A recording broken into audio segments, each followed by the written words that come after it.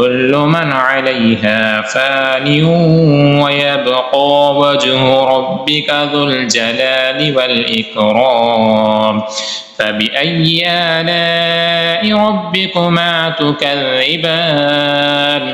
يسأله من في السماوات والأرض كل يوم هو في شأن فبأي آلاء ربكما تكذبان سنفرغ لكم أيها الثقلان فبأي آلاء ربكما تكذبان يا معشر الجن والإنس إن استطعتم أن تنفذوا من أقطار السماوات والأرض فانفذوا لا تنفذون إلا بسلطان فبأي آلاء ربكما تكذبان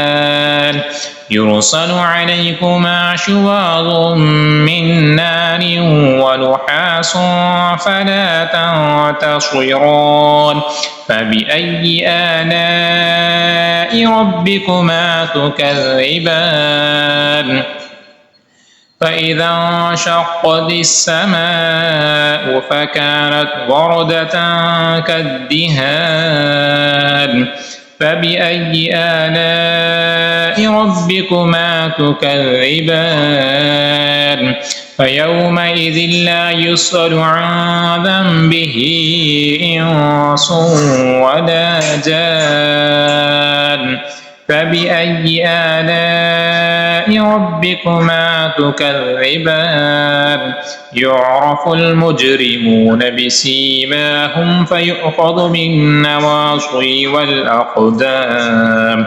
فبأي آلاء ربكما تكذبان